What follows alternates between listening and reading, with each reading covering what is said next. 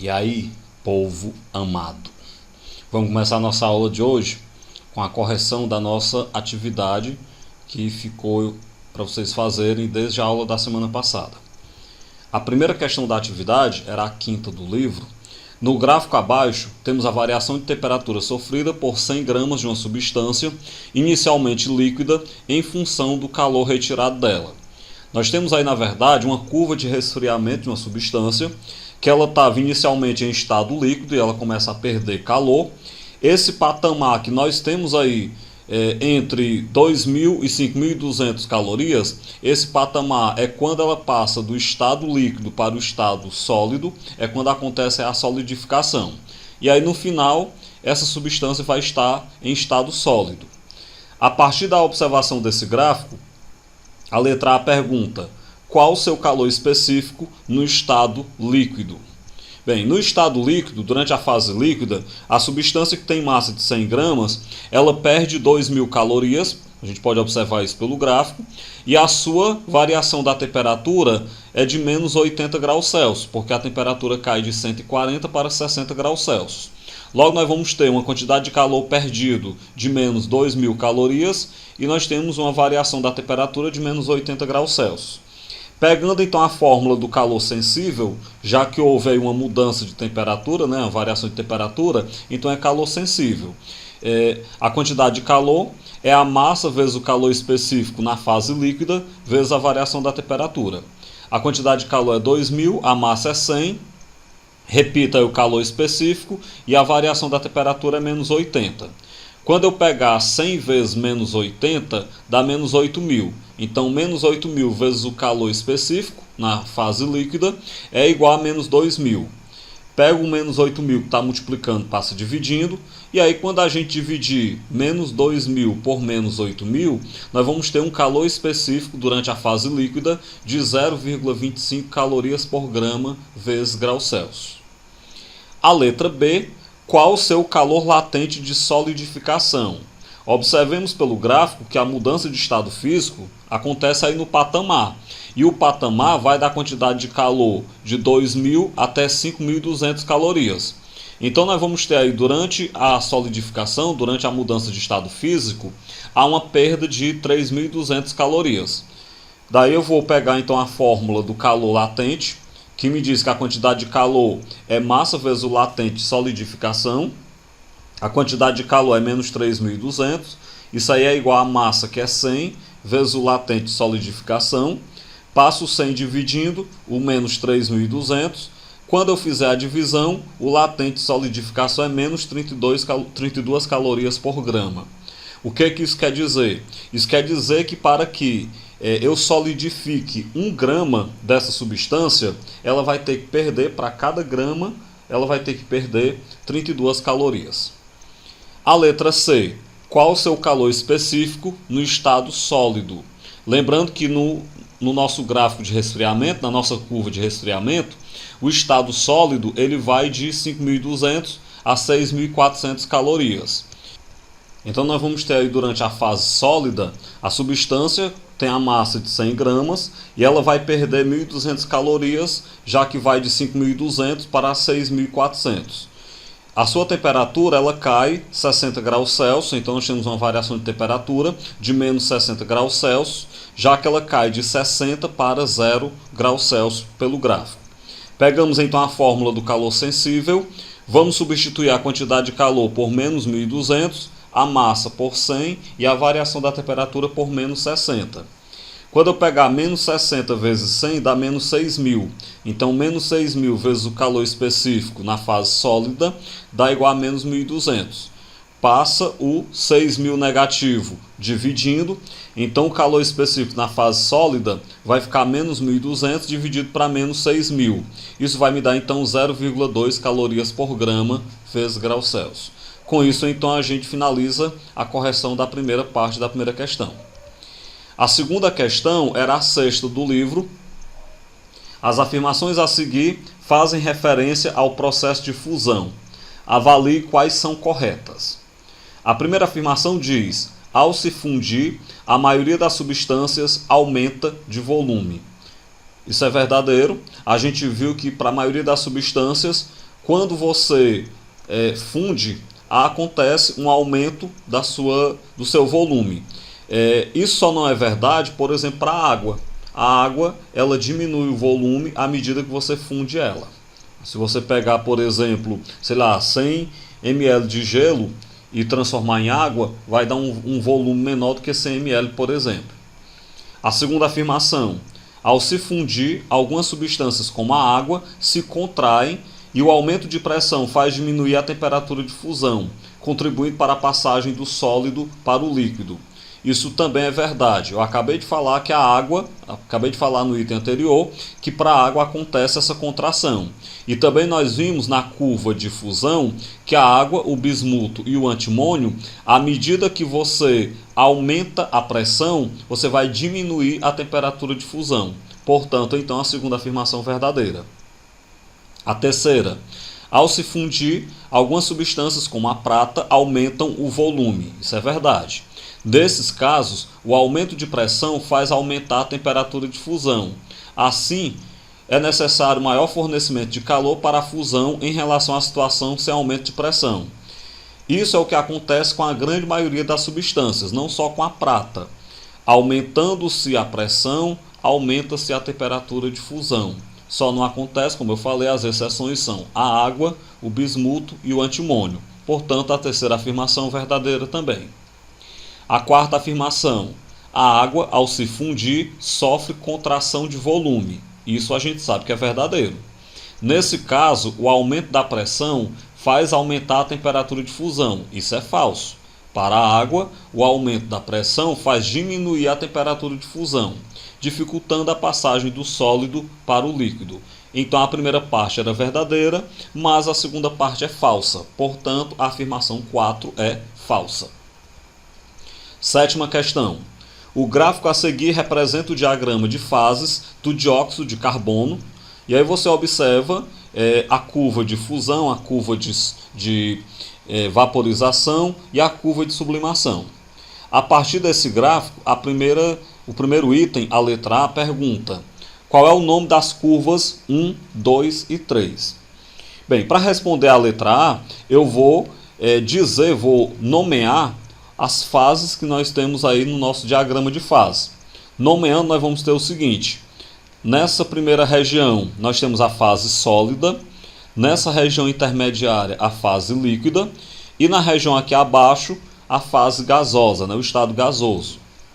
Daí então já dá para a gente nomear as curvas, porque a curva 1 ela é do sólido para o líquido, entre o sólido e o líquido, então ela é uma curva de fusão. A curva 2 ela é entre o líquido e o gasoso, então ela é uma curva de vaporização. E a curva 3 é entre o sólido e o gasoso, então é uma curva de sublimação. A letra B. Qual o estado do dióxido de carbono nos pontos A, B e C? Como nós já nomeamos aí o nosso diagrama, o A vai estar no estado sólido, o B no estado líquido e o C no estado gasoso. A letra C. Em que estado está o dióxido de carbono sob a pressão de 8 atm e uma temperatura de menos 79 graus Celsius? Eu vou marcar no diagrama um ponto correspondente a essa pressão de 8 atm e a essa temperatura de menos 79 graus Celsius. Se eu pegar aqui 8 atm, vai estar um pouco acima de 5 atm, e se eu pegar menos 79 graus Celsius, vai estar um pouco à esquerda de menos 56,6 graus Celsius. Então observemos que essa região ela está na região da fase sólida. Desse modo, então, nós vamos ter que a essa pressão de 8 atm e a temperatura de menos 79 graus Celsius, nós vamos ter o dióxido de carbono em estado sólido. A D. Qual é o valor da temperatura e da pressão no ponto triplo? Se nós observarmos no gráfico, o ponto triplo ele vai me dar uma pressão de 5 atm e uma temperatura de menos 56,6 graus Celsius. Lembremos que esse ponto triplo é o ponto onde aquela temperatura e aquela pressão nós vamos ter uma mistura de dióxido de carbono em estado sólido, em estado líquido e em estado gasoso. A letra E. O que acontece se o dióxido de carbono for aquecido sob pressão acima de 5 atm? E se ele for aquecido a uma pressão cujo valor seja inferior a 5 atm? Vamos dar uma observada no gráfico. Acima de 5 atm, nós vamos ter o dióxido de carbono nessa região que eu destaquei aí no nosso diagrama. Você pode perceber que nós estamos aumentando a temperatura com a pressão acima de 5 atm. Então, desse modo, ele vai ficar em estado líquido. Se ele está inicialmente em estado sólido, ele vai então se fundir e ficará líquido. Já quando você pega uma pressão abaixo de 5 atm e aumenta a temperatura, nós vamos ter o dióxido de carbono nessa outra parte que eu destaquei aí no diagrama. Desse modo, então, ele vai ficar no estado gasoso. Isso quer dizer que ele vai se sublimar, ele estava inicialmente sólido, então ele vai se sublimar, passar para o estado gasoso e se tornar vapor. A oitava questão. Considere o diagrama, considere o gráfico que apresenta o diagrama de fase de uma substância qualquer. Analise as afirmações a seguir e identifique a correta. Depois a gente dá uma olhada para esse diagrama de fase aí melhor. As afirmações. Na representação, temos a reunião dos gráficos de fusão e liquefação e o ponto tríplice P. Isso é a letra A. A letra B, na representação, temos a reunião dos gráficos de fusão, ebulição e sublimação, destacado o ponto tríplice P e a região G, que corresponde ao estado gasoso.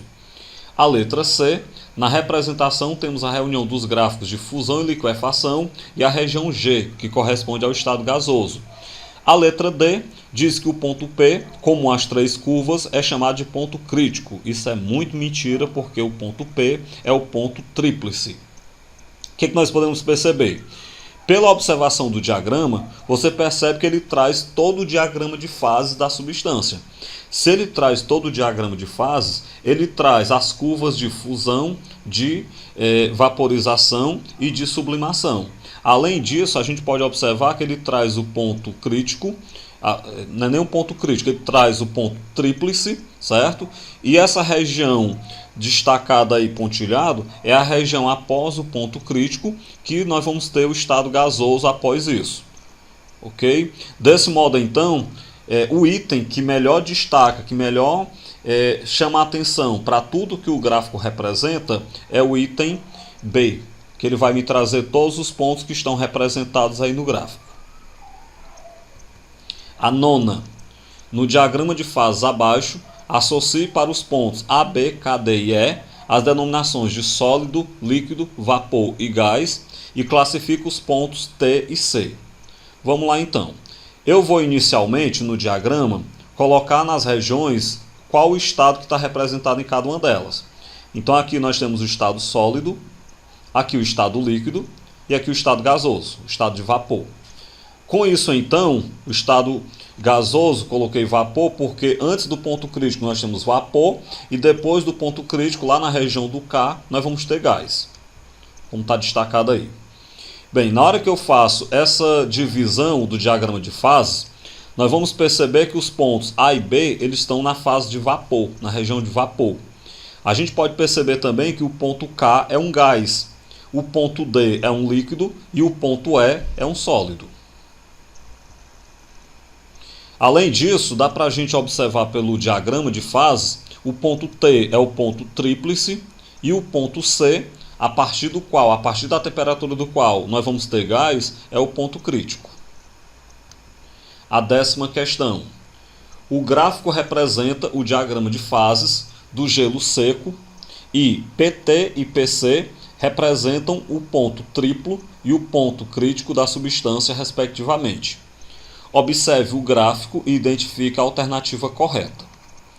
Vou ler as alternativas e aí a gente vai discutindo qual é correto e o que não é. Na letra A temperatura de menos 80 graus Celsius, a substância apresenta o seu ponto triplo.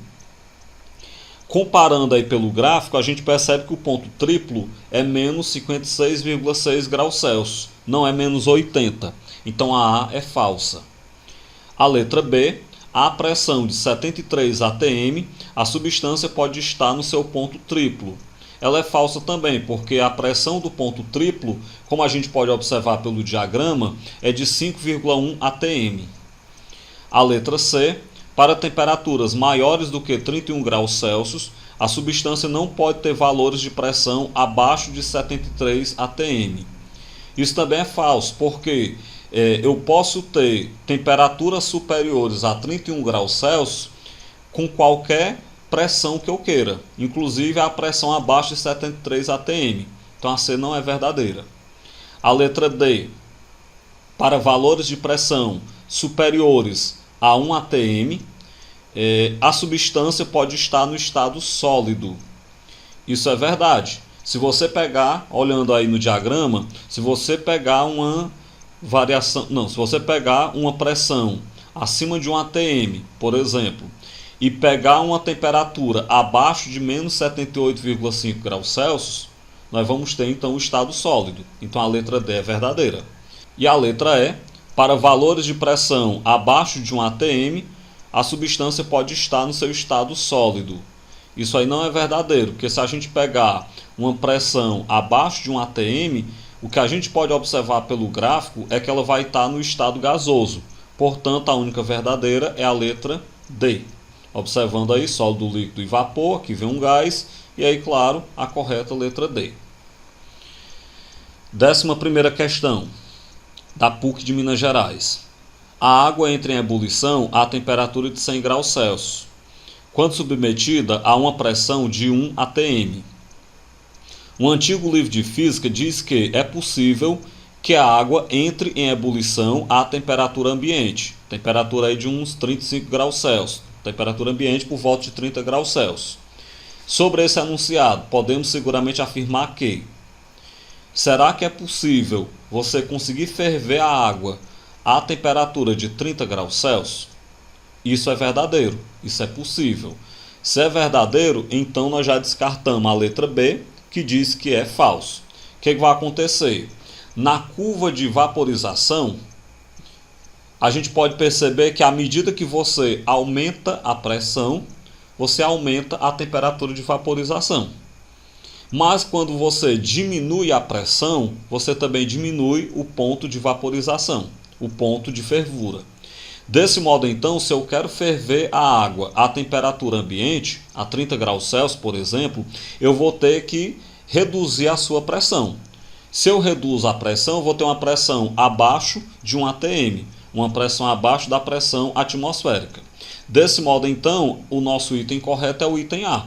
É uma afirmação verdadeira e ela só é verdadeira somente se a pressão sobre a água for muito menor, for reduzida, menor do que a temperatura de uma atmosfera. A 12. Nos dias frios, quando uma pessoa expele ar pela boca, forma-se uma espécie de fumaça junto ao rosto. Isso ocorre por quê?